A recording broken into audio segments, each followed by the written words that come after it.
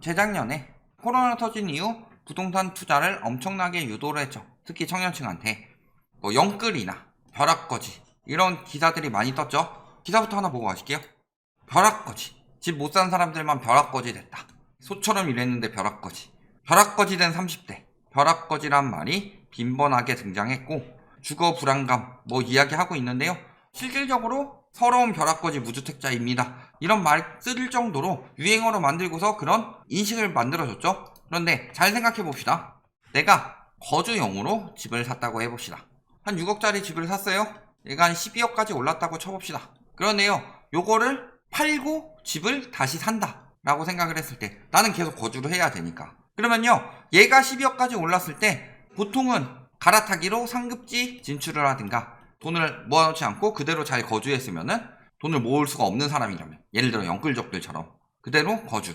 근데 이사를 가야 되는 상황이 생겨요. 그랬을 때 그대로 거주 혹은 비슷한 수준으로 거주를 하게 된다. 그러면요, 이 가격까지 올랐다고 해서 팔아서 6억 차익이 남기고 비슷한 수준의 6억 집을 찾을 수가 있느냐? 그러니까 판 금액 그대로 집을 사야 돼요. 내 생활 수준은 나아지지 않죠. 상급지로 가려면요, 예를 들어 내가 당시에 6억에서 7억 정도로 차이가 나는 상급지가 있었다. 이 정도 되면요 14, 15억 해요. 오히려 1억보다 2, 3억씩 차이가 나면서 상급지 이동은 더욱 힘들어졌다. 그렇다면요, 부동산으로 돈 벌었다, 내가 집을 사고서 벼락거지 안 됐다, 돈 벌었다 라고 말하려면요, 내 집 한 채 가지고 있는 걸로는 절대 돈 벌었단 말을 할 수가 없다. 어떨 경우 돈을 벌어요? 무주택이나 거주 외 주택으로. 그들 입장에서는 투자를 해야 되죠. 그런데요, 월세 받는 투자다, 요거는 의미가 없죠. 내가 돈이 많이 필요한데, 내가 벼락거지가 되고 그 정도로 될 정도면은 월세 받는 투자는 꿈도 못 꾸죠. 예를 들어 10억짜리 집을 사면요, 보증금 1억 정도 받기도 쉽지 않죠. 그러면은 9억을 마련해야 되는 건데, 그러니까 보통 뭘로 많이 들어가요? 갭 투자를 해야 돼요. 진짜 벼락거지를 저 상황에서 난 돈을 벌고 하겠다, 그럼 갭 투자를 해서 팔면은요, 요거는 내가 거주하는 게 아니기 때문에 차익을 남길 수가 있죠. 그래서 요걸로 부자가 됐다. 그러면요, 갭 투자를 하는 사람들은 어떤 생각을 가지고 있어야 돼요? 갭 투자의 장점은 소액으로 가능하고 월세나 직접 집을 사는 것보다 그 다음에 집값이 계속 상승해야 되죠. 그래서 차익을 남길 수 있어야 된다. 또 한 가지는 뭐예요?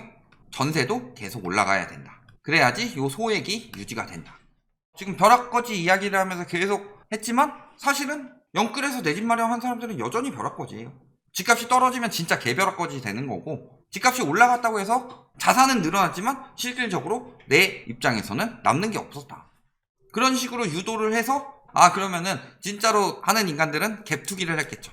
그래서 2030들이 내 집 마련 못하죠? 내 집 마련 할 돈이 어디 있어요, 2030이 실질적으로. 그러니까 두 가지로 들어가죠. 첫 번째, 진짜 내 집 마련용은 일단은 갭 투자 형식으로 사놓고서 그 다음에 나중에 전세금, 어차피 살 당시에 전세금만 갚으면 내가 들어갈 수 있는 거니까 나중에 살 당시에 전세금을 갚아서 내 집 마련 들어가든가, 아니면은 갭 투기 여러 채 해가지고 차익 남겨가지고 요걸 가지고 나중에 내 집 마련해야지, 이런 경우가 생긴 거다.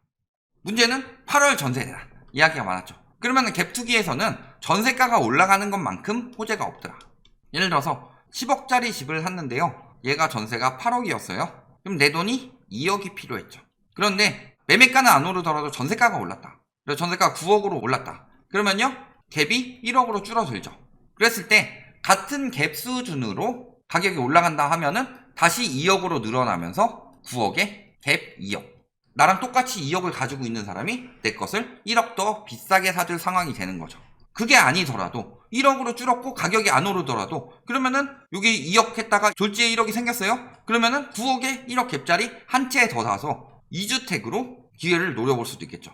전세가가 올라간다는 말이 그만큼 두려운 거다. 무주택자 입장에서는 내가 1억을 더 마련해야 되는데 이렇게 두려운 거고, 갭 투기한 사람들 입장으로서는 전세가 올라가는 것만큼 호재가 없죠.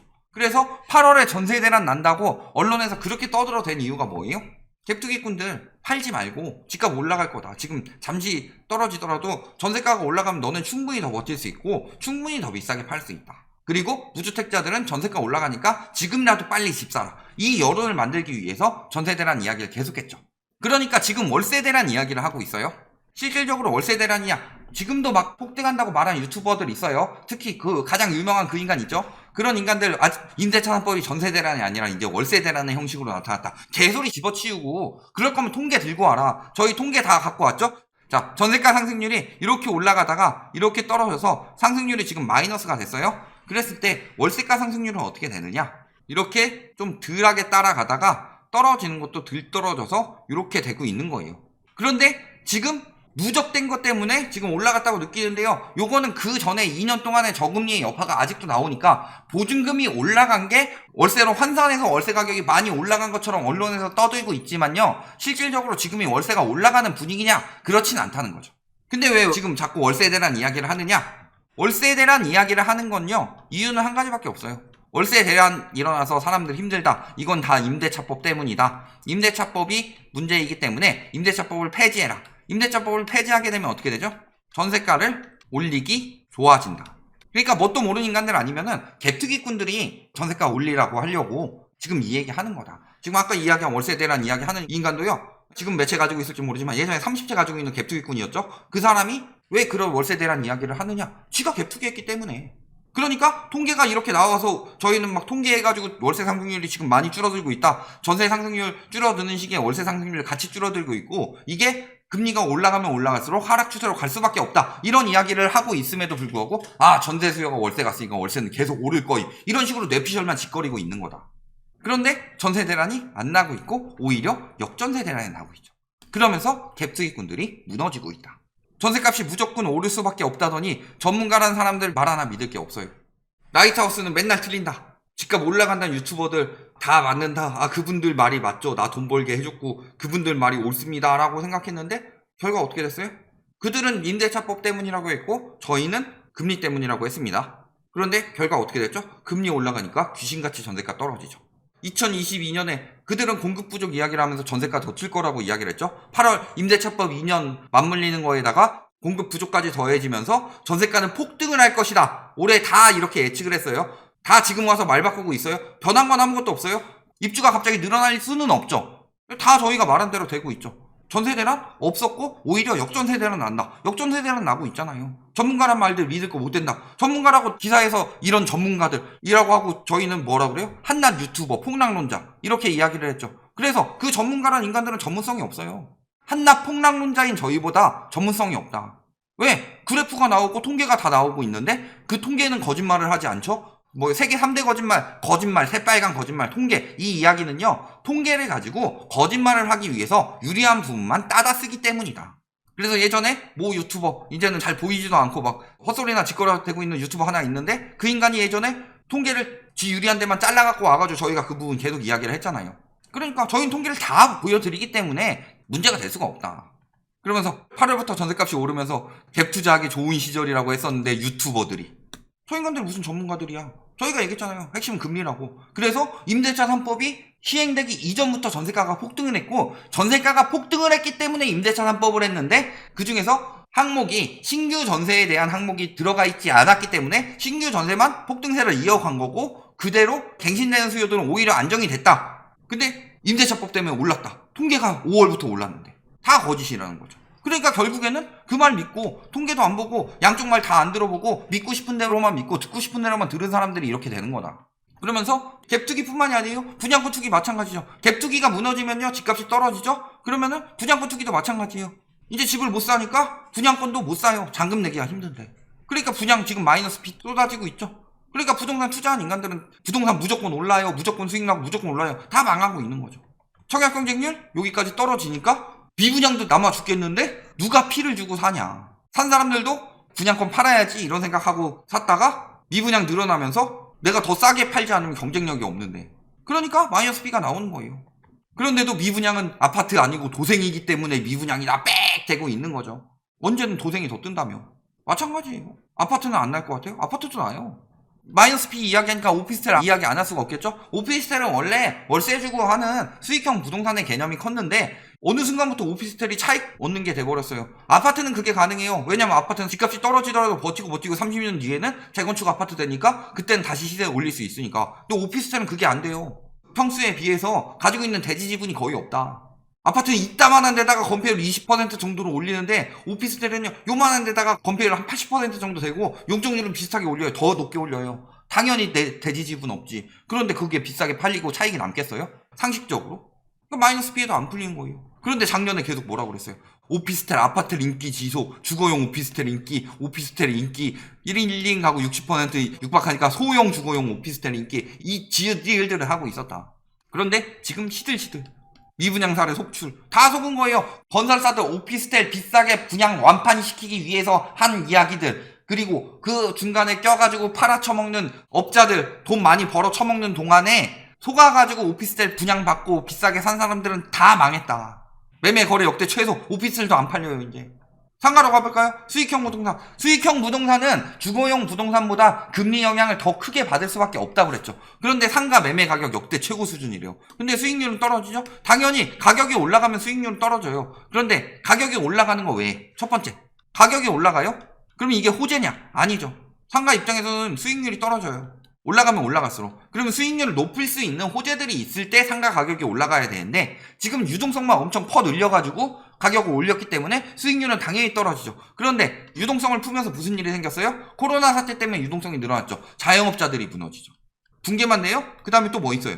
오프라인으로 전환을 많이 하죠. 은행도 지금 온라인 업장들 다 폐쇄하고 있죠. 그 다음에 예를 들어 굳이 온라인이 필요 없는 데들, 그런 데들 딱 진짜 막 식당 같은 데도요, 요리 공간만 딱 남겨놓고서 배달 전문으로 바꿔버린다. 그런데요, 문제는요, 금리도 올라가죠. 예전에 월 300 받아서 한 150 정도를 이자로 내고 150을 내 수익으로 갖고 왔다면, 예를 들어서 뭐 한 3억 투자해서 나머지 다 빚으로 때우고, 그런데 지금 상황에서는 여기를 막 5억 6억씩 투자해야 되는데 받는 돈이 250인데 이자는 200으로 올라가요. 당연히 수익 150에서 50으로 개박살 날 수밖에 없죠. 이마저도 받으면 다행인 거고 받지 못하면 어떻게 되는 거예요? 그래서 지금 보면 어때요? 수익률이 1.87%. 예금 이자보다 낮죠. 이걸 왜 사요? 시세 차익 본다고요? 시세 차익은 원래 수익률 대비로 올라가는 거예요. 물론 수익률이 1% 나는 상가는 거의 없다. 왜냐면은 저 1%가 나오는 이유는요, 공실에서 마이너스를 많이 깎아먹어서 그렇지 수익률 1% 들어가는 상가를 왜 사요? 그게 무슨 조물주 위에 건물주예요. 그냥 물주지. 문제는 뭐예요? 지금 수익률 그거라도 나와서 마이너스라도 안 나면 다행인데 상가가 텅텅 비고 있다. 노후 대비 때 한 달 200만원. 과거에 그런 경우 굉장히 많았죠. 예전에도 다 당했던 건데 또 당하고 있는 거예요. 뭐예요? 노후 자금 해가지고 상가 분양 받았어요. 분양 받았는데 계속 공실이야. 공실이면요, 은행 이자 나가죠. 거기에 관리비 나가죠. 뭐 해가지고 또 공실 오래되면요, 거기는 그게 박혀요. 아, 저기는 계속 공실이니까 들어가면 망하겠구나. 그러다 결국에는 파산하고 경매 넘어가는 거예요. 오피스 상가 성주에 막 자족시설 들어오니까 아파트 가격 뜨는 이유는 자족시설로 인해서 막 사무실 많이 들어오고 고용 창출 효과가 있을 것이다. 오피스 상가 공실 전국 최고. 근근히 버티고 있는 자영업자들도요, 폐점 앞두고 있다고 하죠. 꼬마 빌딩으로 어떤 연예인이 얼마 벌어 처먹었네, 이딴 기사를 내고 있는 기자들이 자영업자들의 몰락을 이끌고 있다. 이런 식으로 지금 상황이 이래요. 그런데 맨날 이야기하는 게 뭐예요? 집값 40% 대폭락은 공포 비즈니스. 말도 안 되는 소리를 하고 있어요. 그러면서 주택가격지수로 40% 하락. 저희는 주택가격지수로 40% 하락을 이야기를 한 적이 없다. 주택 거품이 낀 만큼 빠진다. 그런데 빠질 때는요, 거래량이 적기 때문에 가격지수는 조금 떨어진다. 그런데 글로벌 금융위기 때보다는 하락이 커질 것이고 단지별로 보면 50% 60% 빠지는 데도 있을 것이다. 그런데 가격지수로 이야기를 하고 있어요. 쥐들이 올라가는 건 가격지수 이야기 안 하고 떨어지는 건 가격지수 이야기를 하니까, 떨어지는 것도 저희가 이야기하는 것도 가격지수로 이야기를 했어요. 가격지수가 아니에요. 실제 가격이. 가격지수가 40% 떨어지긴 쉽지 않아요. 예를 들어서 1억짜리 하던 게 2억 올라갔다가 다시 1억 됐어요? 근데 올라갈 때는 거래량이 많으니까 가격지수로는 2배 뛰었는데도 한 20% 올라가요. 근데 떨어질 땐 거래량 반토막 나니까 한 10% 떨어져요. 그래서 10% 올라간 것처럼 보이지만 가격은 원위치예요. 그런데 50% 떨어져도 지수상으로는 10%밖에 안 떨어진다. 보통 이렇게 돼요. 가격지수 40%는 나오기가 힘들다. 거래량이 적기 때문에. 가격지수로 40% 떨어진다는 이야기 한 번도 안 했어요. 실제 가격이 반토막 나고 그 이상 날 수 있다. 거품이 많이 낀 지역은 그 이상 떨어질 수 있다. 이 이야기지. 근데 갑자기 가격 지수 들고 와서 이야기를 하고 있어요. 언제부터 너네가 가격 지수로 이야기를 했어? 올라갈 때 2배 올랐다고 그랬지. 그리고 공포 마케팅이라고 하는데, 마케팅의 정의는 뭐예요? 생산자로부터 소비자 또는 사용자에게 제품 및 서비스가 흐르도록 하는 제반 기업 활동의 수행이고, 개인의 목표와 충족시켜주는 교환을 창조하기 위한 아이디어, 제품, 서비스의 창안, 결정, 촉진, 유통을. 마케팅이란 뭐예요? 마케팅 해가지고 그걸 가지고 상품을 팔고 재화를 팔고 해서 돈 벌어 처먹는 게 마케팅이죠. 그러면요, 집값 폭락을 한다는 사람들은요, 나중에 이걸 가지고 마케팅해서 사업을 더 하고 하려면요, 집값이 정말 떨어졌을 때, 우리 말이 맞다는 걸 보여줬을 때, 그때서야 그게 아, 이 사람 말이 맞구나. 그러니까 저 사람 말 믿고 올라간다고 하면 그때 사야 되겠구나. 혹은 지금 적정한 가격이라고 하면 지금 사야 되겠구나. 그렇다면요, 그 말이 맞지 않으면 마케팅이 될 수가 없어요. 근데 어떻게 그게 공포 마케팅이에요? 여태까지 올라간다고 상승 이야기했던 너네들이 공포 마케팅을 한 거지. 안 사면 벼락거지 된다라고 말한 인간들이 공포 마케팅이지, 어떻게 떨어진다고 말하는 사람들이 공포 마케팅이냐. 저희가 그걸 가지고 책이라도 한 권 팔아먹었어요? 책 내자고 이야기도 많이 들어왔어요. 그런데 저희 그거 가지고 책 팔아먹고 하면은 떨어진다고 이야기하고 있는데 저 인간은 공포 마케팅 해가지고 책 팔아먹고 있다, 이런 소리 듣고서 진정성 훼손될까봐 책도 안 내고 그랬는데, 하락연도 중에 막 책 내가지고 아 떨어지니까 우리 책 사서 보세요, 그것도 마케팅이 될 수 있죠. 우리는 그렇게는 안 했어요. 마케팅은 여태까지 지들이 그래놓고 다른 사람들 거를 어떻게 뭔가 창출이 되지 않는 걸 가지고 마케팅이라고 하냐. 결론 뭐예요? 주택, 상가, 오피스텔 다 붕괴 중이다. 그 외적으로 수익형 부동산 많아요. 주택도 많고 뭐 타운하우스든 빌라든 수익형 부동산에 뭐 레지던스, 생활형 숙박시설, 지주택도 있고 뭐 기획부동산도 있고 다가구 되게 많죠? 이런 것들은 굳이 다룰 가치도 없다. 얘네가 핵심인데 얘네가 붕괴되고 있으면 얘네는 말할 것도 없다. 그런데도 지금도 버텨라. 버티면 될 것이다. 버티면 돼요.